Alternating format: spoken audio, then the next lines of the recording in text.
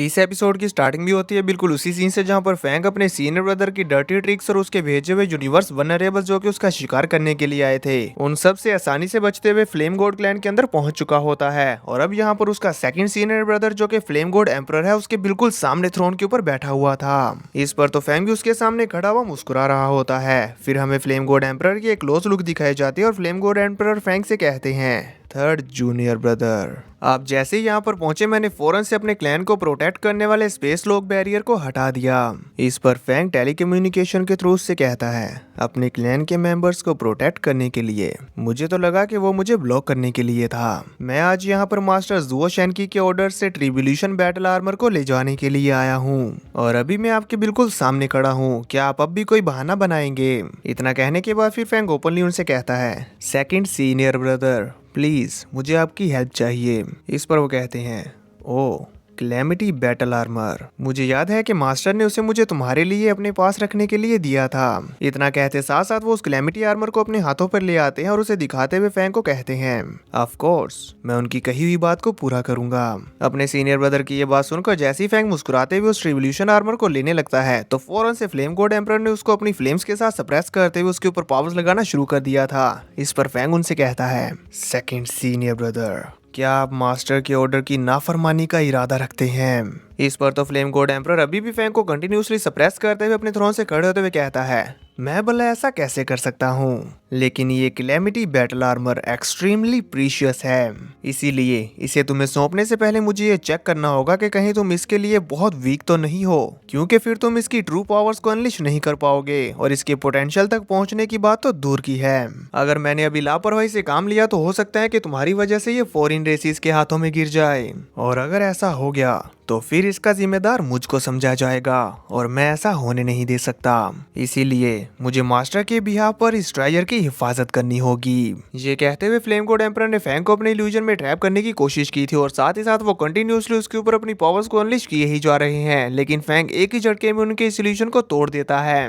पर flame God emperor अभी भी अपनी बात को कंटिन्यू करते हुए कहते हैं, चलो देखते हैं क्या तुम अपनी डिवाइन पावर के साथ इस क्लैमिटी बैटल आर्मर को अपने खुद के दम पर इसे मुझसे ले पाते हो। इसी के साथ फ्लेम गॉड एम्परर ने अपनी लॉर्ड मेन का इस्तेमाल करते हुए फैंग के सामने वो क्लैमिटी बैटल आर्मर शो कर दिया था। तो फैंग उसे देखते हुए हाथ बांधकर अपने मन में सोचते हुए कहता है, उसने जानबूझकर अपनी लॉर्ड मेन को रिलीज किया है और मैं अपने डिवाइन पावर के साथ उसे पेनिट्रेट नहीं कर सकता, जिसका मतलब है कि मैं उस ट्रेजर के ऊपर अपने लाइफ मार्क को नहीं छोड़ पाऊंगा और वो मेरी बॉडी के साथ कंबाइन नहीं हो पाएगा। इतना सोचते हुए फैंग अपनी पावर्स का इस्तेमाल करते हुए कोशिश भी कर रहा था कि किसी न किसी तरह करके वो उसके करीब पहुंच पाए, लेकिन तभी फैंग को एक आइडिया आता है। इतने में फ्लेम गॉड एम्परर फैंग के इम्तिहान को और भी ज्यादा सख्त करते हुए उसके ऊपर कई सारी स्टार सील्स के साथ हमला करते हुए कहते हैं, जूनियर ब्रदर मन लगाकर ट्रेनिंग करो, तुम्हारा सीनियर ब्रदर तुम्हारी भलाई चाहता है। फैंग उनके हो रहे इन हमलों को ब्लॉक करते हुए उनसे ओपनली कहता है, आप मुझे ये क्लैमिटी आर्मर दे रहे हैं या नहीं? इस पर फ्लेम गॉड एम्परर फौरन से कहते हैं,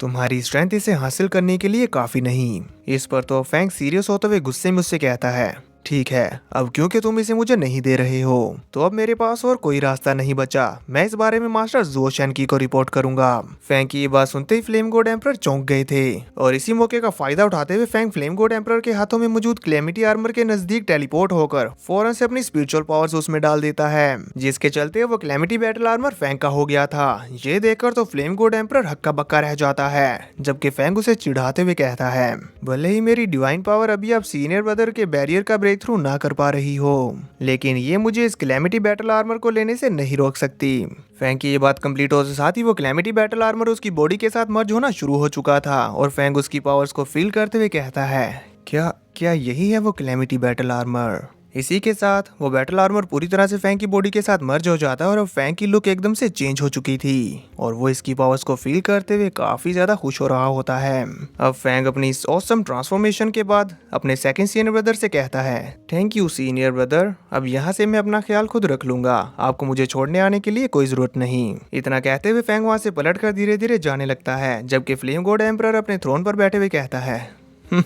थर्ड जूनियर ब्रदर तुम वाकई बहुत चालाक हो, तुम्हारे प्राइमल स्टार की जर्नी के लिए तुम्हें गुड लक।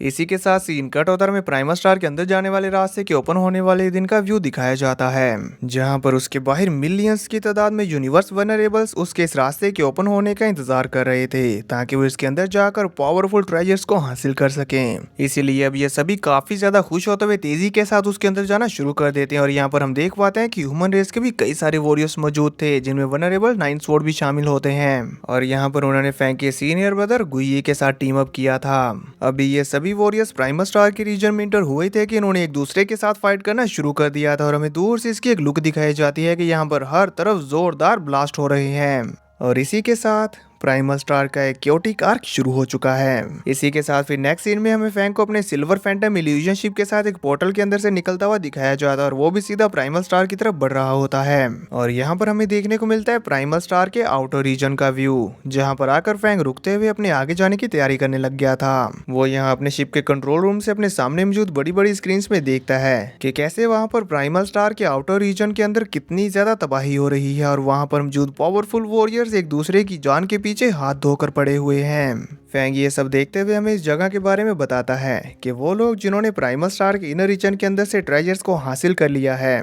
उन सभी वॉरियर्स का यहाँ पर वेलकम किया जाता है। और इसी वजह से यहाँ पर ट्रेजर्स को लेने के लिए दूसरी अलग अलग रेसिस के बीच में ब्रूटल किलिंग स्टार्ट हो जाती है। इसी वजह से इस एरिया को सबसे ज्यादा डेंजरस और डेडली बैटल्स वाला माना जाता है। ये बताने के बाद फिर फैंग अपने स्पेसशिप के साथ ही प्राइमल स्टार के इनर रीजन की तरफ आगे बढ़ने लगता है, और साथ ही साथ कहता है अब क्योंकि प्राइमल स्टार में कई सारे ट्रेजर्स हैं, इसी वजह से यहाँ पर अलग अलग रेसिस से बहुत सारे पावरफुल फाइटर्स इकट्ठा होते हैं। और इससे भी बड़ी प्रॉब्लम की बात यह है कि इन सभी 10,081 प्राइमल स्टार्स में वर्लपूल टनल्स मौजूद हैं, जो इन सभी को एक दूसरे के साथ कनेक्ट करती हैं, जिसका मतलब है कि किसी एक स्टार पर किसी भी वक्त बड़ी तादाद में पावरफुल फाइटर्स एक साथ पहुंच सकते हैं। जब फैंग इस सब बारे में सोच रहा होता है और हमें बता रहा होता है, तभी वाता उसके पास आते हुए उसे कहती है तुम्हारे लिए ये सबसे ज्यादा डेंजरस पार्ट नहीं है। और फिर वो बताना शुरू करती है कि ऐसा क्यों। वो बताती है फीजिंग किंग ने जो पहले तुम्हारे बारे में रूमर्स फैलाए थे, लोग अभी भी उन पर ट्रस्ट करते हैं, और अगर तुम प्राइमल स्टार्स पर अपनी ह्यूमन फॉर्म में अपीयर हो जाते हो तो फिर वहाँ पर मौजूद सभी लोग यकीनन तुम्हें चलते फिरते ट्रेजर वॉयलेट की तरह देखेंगे, और सबसे पहले वो लोग मिलकर तुम्हारा शिकार करके तुम्हें जान से मारकर तुम्हारे ट्रेजर्स को छीनने के बारे में सोचेंगे। जिस पर फैंग उससे कहता है रिलैक्स, मेरे पास इससे बचने का भी एक रास्ता है। और फिर फैंग अपने प्लान को एग्जीक्यूट करने लगता है, जो होता हुआ देखकर वो बाता कहती है बहुत खूब, तुमने अपनी रिमोट ओशियन क्लोन बॉडी को स्टार बीस्ट का ऑरा दे दिया। अभी वो इतना बोल ही रही थी कि तभी फैंग अपने कैलेमिटी आर्मर को भी गोल्ड नोड बीस्ट को पहना देता है, जो देखकर वो आगे कहती है और तुम अपने गोल्ड नोड बीस्ट को उसके साथ भेज रही हो। जो कोई भी इन्हें देखेगा वो यकीनन यही सोचेगा कि गोल्ड नोड बीस्ट अपने साथ एक पावरफुल स्पेशल लाइफ सर्वेंट लेकर आया है। ये बहुत ही अच्छा आइडिया है। इसी के साथ फिर फैंग अपनी गोल्ड नोड बीस्ट बॉडी और रिमोट ओशियन बॉडी को बाहर निकाल लेता है और अपनी सिल्वर फैंटम इल्यूजन शिप को अपनी स्टोरेज रिंग के अंदर रखते हुए तेजी के साथ स्टार रीजन की तरफ आगे बढ़ने लग गया था, जहां वो उसके एक बहुत बड़े वर्लपूल से होते हुए सीधा एक प्राइमल स्टार तक पहुंच जाता है और वहां पर पहुंचकर खुद को संभालते हुए कहता है जब से मुझे जबरदस्ती वर्लपूल के अंदर खींचा गया तब से ही मुझे इस प्राइमल स्टार के अंदर टेरिफाइंग प्रेशर फील हो रहा है, जो मेरी बॉडी को इफेक्ट कर रहा है, और ये उन सभी सिलेस्टियल बॉडी से कहीं ज्यादा है जिनको भी मैंने आज तक विजिट किया है। ये कहने के बाद फिर फैंग उस प्राइमल स्टार के ऊपर तेजी से आगे बढ़ना शुरू कर देता है और तभी उसे आइडिया हो जाता है और वो हमें बताता है इसके अलावा यहाँ पर तो तेजी के साथ मूव करने से भी मेरी डिवाइन पावर बर्न हो रही है। इस प्रेशर के अंडर में तो टेलीपोर्टेशन और डिवाइन किंगडम ट्रांसमिशन दोनों मेथड्स ही यूज नहीं किए जा सकते। अगर मुझे एक्सीडेंटली किसी खतरे का सामना करना पड़ जाता है तो उससे बचकर निकल पाना काफी ज्यादा मुश्किल होगा। हालांकि ये जगह बहुत ही ज्यादा डेंजरस है, लेकिन मेरे इतने ज्यादा रास्ते को कवर कर लेने के बावजूद भी मुझे यहाँ पर बैटल्स के कोई भी ट्रेसेस नहीं मिले। फैंग अभी ये कहते हुए जा रहा था कि तभी अचानक से उसका सामना एक बहुत ही ज्यादा खतरनाक अटैक से हो जाता है, जिसे उसने बड़ी मुश्किल से डॉज कर लिया था। और फिर हमें फैंग के पीछे उस अटैक से हो रही डिस्ट्रक्शन को दिखाया जाता है। फैंग इस अटैक के बाद खुद को संभालते हुए अपने सामने देखता है कि आखिर ये अटैक कहां से आया, तो उसे दिखाई पड़ता है कि यहाँ पर कुछ लोग आपस में फाइट कर रहे हैं। इसी के साथ उन लोगों का ध्यान भी फैंग पर पड़ गया था और वो उसे नोटिस करते हुए उसकी तरफ आगे बढ़ते हुए कहते हैं ये तो स्टार बीस्ट अलायंस से है। यहाँ हम देख पाते हैं कि golden beast remote ocean body के कंधे पर बैठा हुआ जोर जोर से रोर कर रहा था। यहाँ वो लोग जो कि आपस में फाइट कर रहे थे वो स्टार बीस्ट अलायंस को देखकर कहते हैं, चलो अभी के लिए इन्हें जाने देते हैं, हमारी फर्स्ट प्रायोरिटी ट्रेजर्स को ढूंढना है। इतना बोलकर वो सभी लोग वहाँ से चले गए थे और हमें जानने को मिलता है कि ये लोग आपस में ही एक दूसरे के साथ ग्रुप फाइट कर रहे थे, एमी बस खुद की स्ट्रेंथ को चेक करने के लिए। वहीं इधर हम फैंग की रिमोट ओशन बॉडी को देख पाते हैं जिसके आसपास उन लोगों के हुए हमले की वजह से जितनी भी डिस्ट्रक्शन हुई थी वो सारी खुद ब खुद ही रिकवर होने लगती है, जो देखते हुए बुबाता वहाँ पर अपीयर होते हुए फैंग को बताती है, तुमने देखा यहाँ इस प्राइमस स्टार पर मौजूद सभी ट्रीज और ग्रास एक दूसरे के साथ इंटीग्रेटेड हैं। अगर इन्हें किसी एक्सटर्नल फोर्स की वजह से डैमेज पहुंचता भी है तो ये फौरन से ही खुद को हील करते हुए रिकवर कर लेते हैं। बुबाता की बात सुनने के बाद फैंग वहाँ से आगे बढ़ते हुए कहता है, इस प्लेनेट पर मौजूद दूसरी रेसिस की टीम्स जितना मैंने सोचा था उससे भी ज्यादा कोशियस हैं। जिस पर बुबाता उससे कहती है, ऐसा इसलिए क्योंकि अभी तक कोई भी वैल्यूएबल ट्रेजर अपीयर नहीं हुआ। तो इस मौके का फायदा उठाते हुए यहाँ पर मौजूद अलग अलग रेसिस के पावरफुल फाइटर्स अपनी स्ट्रेंथ को बढ़ाने के लिए लोगों को इकट्ठा कर रहे हैं और चुपचाप ट्रेजर के अपीयर होने का इंतजार कर रहे हैं। और जब वो अपीयर होगा तो फिर यकीनन एक ब्लडी बैटल शुरू होगी। इसके बाद फिर फैंग आगे बढ़ने लग जाता है और काफी देर तक आगे बढ़ने के बाद अचानक से उसे कुछ फील होता है और वो एक जगह पर रुकते हुए कहता है, ये तो एक स्पेशल हो रहा है जो कि हर तरफ फैल रहा है, मतलब कि ट्रेजर अपीयर हो रहा है। ये सुनकर बुबाता तो बहुत ही ज्यादा खुश हो जाती है और कहती है, चलो जल्दी चलकर देखते हैं कि वो ट्रेजर कौन सा है। इसी के साथ फैंग तेजी के साथ उस तरफ बढ़ने लगता है। तभी हमें दिखाया जाता है कि कुछ और वॉरियर्स को भी इसका एहसास हो गया था, इसलिए वो भी तेजी के साथ इस ट्रेजर की तरफ बढ़ना शुरू कर देते हैं। और ये सभी के सभी पावरफुल फाइटर्स देखने में बहुत ही ज्यादा खतरनाक लग रहे होते हैं। इसी के फौरन बाद हम प्रिजन रेस के कुछ वॉरियर्स को देखते हैं जो कि टीम अप करके एक बीस्ट का हंट करते हैं। अभी उनका ये हंट कंप्लीट हुआ था कि तभी उन्हें एहसास होता है कि एक ट्रू ट्रेजर अपीयर हो रहा है। इसीलिए वो सभी भी तेजी के साथ इस जगह की तरफ बढ़ना शुरू कर देते हैं जहाँ लूबो फैंग जा रहा है। सीन कट होता है, इधर हम फैंग को देख पाते हैं जो कि अब वहाँ पर पहुंच चुका है जहाँ पर ये ट्रेजर मौजूद है। फैंग इस ट्रेजर के काफी ज्यादा करीब चला जाता है और उसे नजदीक से देखने लगता है और हमें जानने को मिलता है कि ये एक स्वॉर्ड टाइप ट्रेजर है जिसका साइज फैंग की रिमोट ओशन बॉडी से भी कहीं ज्यादा बड़ा है। बुबाता उस स्वॉर्ड ट्रेजर को देखते हुए उसके बारे में बताना शुरू करती है और कहती है, कोई ताज्जुब की बात नहीं कि इसका ऑरा इतना ज्यादा इंटेंस क्यों है, ये तो वाकई ही एक अल्टीमेट सुप्रीम ट्रेजर है। बुबाता की बात के कंप्लीट हो जाने के बाद फैंग उस ट्रेजर को टच करता है और उससे फील करते हुए कहता है, बुरा हुआ ये अभी तक पूरी तरह से अपीयर नहीं हुआ। फैंग अभी इतना कहते हैं कि तभी वो ट्रेजर एक जोरदार शॉकवेव देते हुए फैंग को एक झटके के साथ पीछे कर देता है जिसका इम्पैक्ट काफी ज्यादा था। फैंग खुद को संभालते हुए कहता है, हमें इस ट्रेजर से दूरी बनाकर रखनी होगी जब तक कि ये जमीन से कम्प्लीटली दूर ना हो जाए, वरना हम इसे यहाँ से नहीं ले सकेंगे। लेकिन अब इससे पहले कि फैंग आगे कुछ भी कह पाता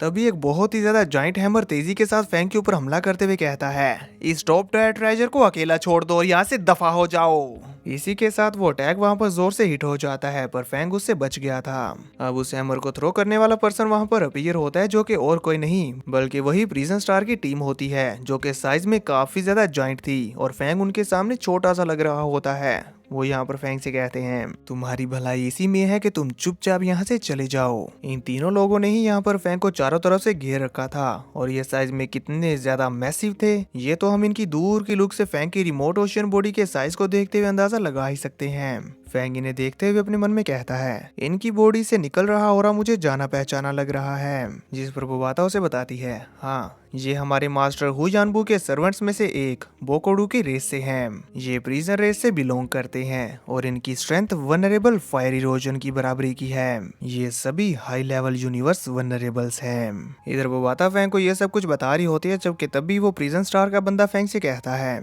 स्टार बीस्ट अलायंस की रिस्पेक्ट की वजह से हम लोग तुम्हें यहाँ से जाने का मौका दे रहे हैं, लेकिन अगर तुमने इस सुप्रीम ट्रेजर के लालच में आकर इसे हथियाने की जुर्रत की तो हम तुम्हें नहीं छोड़ेंगे। हम प्रिजन रेस के मेंबर्स तुम्हारे साथ अपनी आखिरी सांस तक लड़ेंगे। ये कहते हुए उसने अपनी फिंगर फैंग के ऊपर पॉइंट की हुई थी और यहीं से हम अंदाजा लगा सकते हैं कि फैंग उसकी फिंगर के नेल के सामने कितना छोटा सा लग रहा है। पर तभी फैंग मुस्कुराते हुए कहता है, तुम फाइट टू द डेथ करोगे तो फिर ठीक है, जैसा तुम चाहो। ये कहते हुए फैंग अपनी रिमोट ओशन बॉडी के साइज को बड़ा करना शुरू कर देता है और अब देखते ही देखते फैंग ने अपनी बॉडी के साइज को इतना ज्यादा मैसिव कर दिया था कि ये लोग फैंग के सामने मच्छर के बराबर लग रहे थे, जो देखकर तो वो प्रिजन रेस के मेंबर्स भी हक्के बक्के रह जाते हैं। तभी इधर फैंग अपने मन में सोचते हुए कहता है, पास्ट में मैंने एक बार अर्थ के राइट्स को लेने के लिए वनरेबल फायर इरोजन का सामना किया था। तब मैं उसके सामने सिर्फ एक चींटी के बराबर था, लेकिन अब वो बात नहीं रही। अब मैं उस सबसे आगे बढ़ चुका हूँ। ये कहते हुए फैंग अपनी बड़ी सी रिमोट ओशन बॉडी के साथ उन्हें पॉइंट करता है, जिस पर उन प्रिजन स्टार के रेस के मेंबर्स का टीम लीडर कहता है, हालांकि उनकी बॉडीज काफी ज्यादा बड़ी हैं, लेकिन वो सिर्फ 2 लोग हैं और हम 3, इसलिए हम उन्हें अलग करके 1 बाय 1 हरा सकते हैं। चलो इन्हें मजा चुकाते हैं। ये कहते हुए वो तेजी के साथ फैंग के ऊपर हमला करने के लिए आगे बढ़ जाते हैं। यहाँ पर गोल्डन बीस्ट भी जोर से रोर करता हुआ इनके ऊपर अटैक करने के लिए आगे बढ़ चुका था। फैंग की रिमोट ओशन बॉडी इनके टीम लीडर के ऊपर एक जोरदार पंच दे के मारती है, जिसे उसने ब्लॉक तो कर लिया था, लेकिन इसका इम्पैक्ट इतना ज्यादा था कि वो अपने पीछे मौजूद चट्टानों में जा टकराता है। लेकिन ये लोग पीछे हटने के मूड में नहीं थे, इसीलिए टीम लीडर के बाकी दोनों साथी अपने पावरफुल अटैक्स का इस्तेमाल करते हुए फैंग की रिमोट ओशन बॉडी के ऊपर जबरदस्त स्लैशेस लगा देते हैं, जिनसे बचने की फैंग काफी ज्यादा कोशिश करता है, लेकिन नहीं बच पाता और इनसे डायरेक्ट हिट होने की वजह से उसे हल्का सा डैमेज हो गया था। तो वो गुस्से में अपनी स्पिरिचुअल पावर का इस्तेमाल करते हुए स्टार सील्स के साथ इनके ऊपर हमला करना शुरू कर देता है और साथ ही अपनी रिमोट ओशन बॉडी के साथ इन पर कंटिन्यूसली लगातार तेजी के साथ पंच मारता जाता है। इससे तो इस जगह पर बहुत ही ज्यादा तबाही हो रही होती है। ये प्रिजन स्टार के मेंबर्स अपनी डिफेंसिव शील्ड्स बनाते हुए इसे ब्लॉक करने की कोशिश कर रहे थे, लेकिन स्टार सील्स के सामने उनका जरा भी बस नहीं चलता।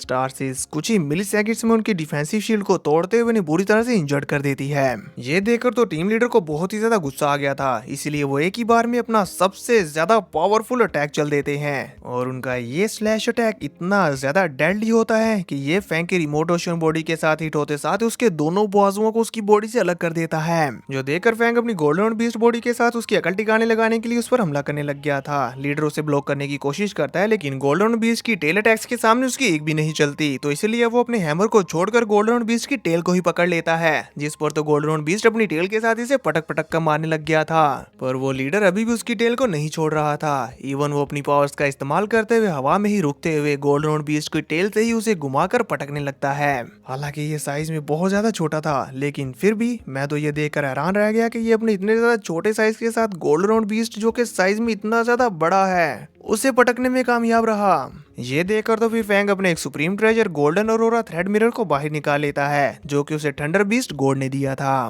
फैंग अपने इस ट्रेजर की डोमेन एबिलिटी का इस्तेमाल करते हुए लोगों के ऊपर हमला करने लग जाता है, जो देखकर ये प्रिजन रेस के मेंबर्स भी समझ गए थे कि ये तो एक डोमेन टाइप ट्रेजर है। वो तीनों ही एक साथ फैंग के ऊपर हमला करने के लिए आगे बढ़ रहे थे, लेकिन इस सुप्रीम ट्रेजर के डोमेन में आते साथ ही एकदम से स्लो हो गए थे और मूव नहीं कर पा रहे होते, जिस मौके का फायदा उठाते हुए फैंग जल्दी से अपनी रिमोट ओशन बॉडी को रिकवर करते हुए और गोल्डन बीस्ट बॉडी को साथ लेकर तेजी के साथ इनके ऊपर हमला करते हुए जोरदार पंचेस बरसा देता है, जो देखकर तो ये तीनों लोग ही सदमे में थे कि अब क्या किया जाए, जबकि फैंग की गोल्डन और बीस्ट बॉडी और रिमोट ओशन बॉडी इनके सामने बिल्कुल अनहार्म खड़ी थी। पर ये प्रिजन स्टार के मेंबर्स भी हार मानने के लिए बिल्कुल भी तैयार नहीं थे, इसीलिए ये तीनों एक साथ अपने अपने पावरफुल अटैक्स को रिलीज करते हुए उन्हें कंबाइन करके फैंग के ऊपर हमला करते हुए कहते हैं, हमारा ये कंबाइन अटैक किसी भी स्टार को डिस्ट्रॉय करने के लिए काफी है। वाकई उनके इस कंबाइन अटैक से वहां पर बहुत ज्यादा तबाही हो रही होती है। तो अब इसका सामना करने के लिए फैंग भी अपनी रिमोट ओशन बॉडी का इस्तेमाल करते हुए अपने स्टार मैप को बाहर निकालते हुए उसके पावरफुल अटैक को क्रिएट करना शुरू कर देता है और साथ ही गोल्डन बीस्ट की भी फुल मून स्ट्रेटजी के थर्ड अटैक का इस्तेमाल करते हुए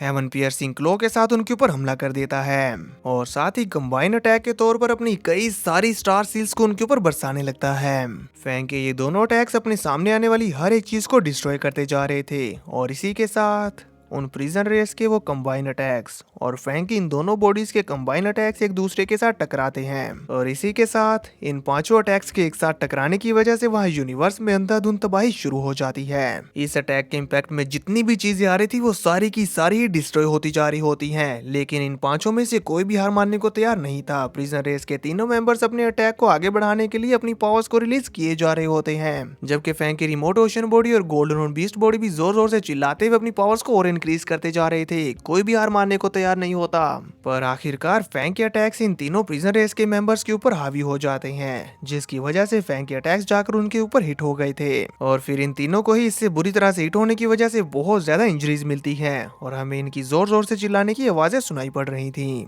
रिमोट ओशन बॉडी और गोल्डन राउंड बीस्ट के अटैक्स के इम्पैक्ट के खत्म हो जाने के बाद प्रिजन रेस के मेंबर्स खुद को संभालते हुए कहते हैं, हम अभी तक उन्हें जरा सा भी इंजर्ड नहीं कर पाए, जबकि हम ऑलरेडी अपनी काफी ज्यादा डिवाइन पावर यूज कर चुके हैं। अब हमें क्या करना चाहिए? इधर ये लोग ये सोच रहे होते हैं, जबकि वहीं फैंग अपने मन में कहता है वो सुप्रीम ट्रेजर जल्दी ही जमीन से अलग होते हुए कम्प्लीटली रेडी हो जाएगा और ये प्रिजन स्टार के वनरेबल्स भी थकना शुरू हो चुके हैं, मुझे बस थोड़ा सा और इंतजार करना पड़ेगा। वो अभी ये सोच ही रहा था कि तभी वहाँ पर अलग अलग रेसिस के और भी पावरफुल वनरेबल्स वहाँ पर आना शुरू हो चुके थे। वो लोग फैंग और प्रिजन स्टार के इन मेंबर्स को चारों तरफ से घेर कर खड़ा होना शुरू हो जाते हैं। फैंग इन्हें नोटिस करते हुए कहता है, नॉर्थर्न अलायंस के 3 मेंबर्स, होंग अलायंस से 2 मेंबर्स। तभी वाता भी ये सब कुछ नोटिस करते हुए फैंग से कहती है, लुओ फैंग, तुम्हारी आइडेंटिटी अभी एक स्टार बीस्ट की है, इसीलिए होंग अलायंस टीम भी तुम्हें अभी के लिए एक एनिमी ही कंसीडर करेगी। अगर तुम इस ट्रेजर पर गिव अप करने के लिए तैयार नहीं हो तो फिर तुम्हें तीनों तरफ से इन सभी के हमलों को एक साथ झेलना होगा। ये सब कुछ सुनने और जानने के बावजूद भी फैंग तो जरा सा भी टच से मच नहीं होता, जबकि उसकी गोल्ड राउंड बीस्ट बॉडी जोर जोर से रोर करने लगती है और इसकी ओरा से ही वो प्रिजन रेस के मेंबर्स थोड़े से घबराने लग गए थे। यहाँ फैंग अपनी जाइंट रिमोट ओशन बॉडी का इस्तेमाल करते हुए उस सुप्रीम ट्रेजर को कवर कर लेता है, ताकि जब वो जमीन से अलग हो जाए तो कोई और उसे ना ले ले। इसी के साथ साथ फैंग अपने गोल्डन क्योटिक विंग्स के साइज को काफी ज्यादा बड़ा करते हुए अपनी रिमोट ओशन बॉडी के आसपास एक डिफेंसिव शील्ड बना लेता है, जो नजारा सच में देखने लायक था। ये देखकर प्रिजन रेस के वो मेंबर्स एक बार फिर से हमला करने के लिए आगे बढ़ते हुए कहते हैं, तुम्हारी जुर्रत भी कैसे हुई ऐसा करने की, हम तुम्हारी इस डिफेंस को झटके में तोड़ देंगे। तुम्हें क्या लगता है तुम हम 8 हाई लेवल वनरेबल्स की कंबाइंड स्ट्रेंथ के आगे टिक पाओगे? ये कहते हुए ये सभी वनरेबल्स अपने अपने पावरफुल अटैक्स के साथ फैंग की डिफेंस को तोड़ने के लिए लग जाते हैं और अब यहाँ पर ये लोग कंटिन्यूसली उसकी डिफेंसेस के ऊपर हमला किए जा रहे थे। इन सभी के इन हमलों की वजह से आसपास की जमीन बुरी तरह से हिल रही होती है। फैंग की डिफेंस भी इनके सामने अब थोड़ी सी कमजोर पड़ने लग गई थी, जो देखकर प्रिजन रेस के मेंबर्स खुश होते हुए कहते हैं, हम सभी 8 वनरेबल्स की कंबाइंड पावर एक यूनिवर्स मास्टर के बराबर है, जो कि एक टॉप टायर ट्रेजर का यूज कर रहा है।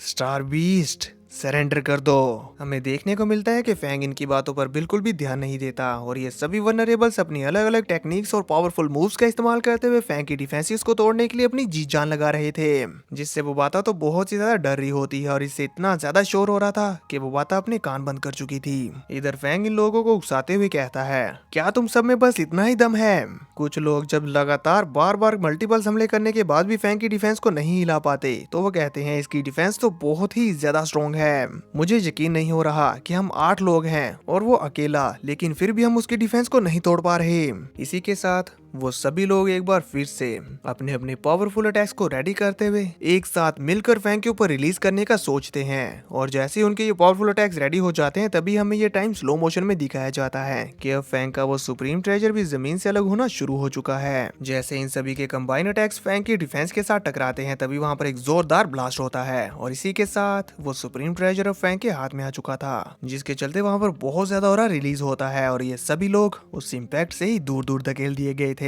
फैंग अपने गोल्डन बीस्ट के साथ इन विंग्स की पावर्स को जोर के साथ जब हवा में फैलाता है तो ये सभी वनरेबल्स तेजी के साथ जाकर दीवारों के साथ टकरा गए थे और चिल्लाते हुए कहते हैं, ये विंग्स जरूर ये भी सुप्रीम ट्रेजर है। अफसोस हम इन ट्रेजर्स को इससे नहीं ले सकते जब तक कि हम इसे जान से ना मार डालें। इधर प्रिजन लीडर ये सोच रहा होता है जबकि फैंग अपनी इन दोनों बॉडीज के साथ उस ट्रेजर को लेने के बाद वहाँ से फरार हो गया था। फैंग को वहाँ से जाता हुआ देखकर होंग अलायंस का एक मेंबर गुस्से में अपने दांत पीसते हुए कहता है, उसकी डिवाइन बॉडी इतनी ज्यादा बड़ी है लेकिन फिर भी हम उसे अभी तक नहीं मार पाए, जबकि हम सभी इतने ज्यादा पावरफुल और डेडली अटैक्स करने के बाद एग्जॉस्ट हो चुके हैं। ये लोग अभी ऐसे ही बोल रहे होते हैं कि वहाँ पर धीरे धीरे कर अब कई सारे वनरेबल्स इकट्ठा हो चुके थे। फैंग के वहाँ से चले जाने के बाद डीमन रेस का एक बंदा अपने एक साथी से कहता है, वनरेबल भाई ही, तुम्हारे पास तो नॉर्थर्न अलायंस सेंटर का एक फ्रेगमेंट है ना, जल्दी से उन्हें मैसेज करके बताओ कि जो ट्रेजर अभी अभी अपीयर हुआ था वो जियान ही लुओ की डिवाइन रिवर्स वॉर्ड थी। जियान ही लुओ डिवाइन रिवर्स वॉर्ड एक ऐसा legendary peak level supreme supreme treasure, जो कि 2 हिस्सों में डिवाइडेड है। एक है लुओ डिस्क और दूसरा है 9 डिवाइन स्वॉर्ड्स। और जब इन दोनों को एक साथ मिलाया जाता है तो फिर ये एंडलेस रिवर और स्वॉर्ड्स में ट्रांसफॉर्म हो जाता है और तब उस वक्त इसकी पावर्स हेवंस को हिला देने के कैपेबल होती हैं।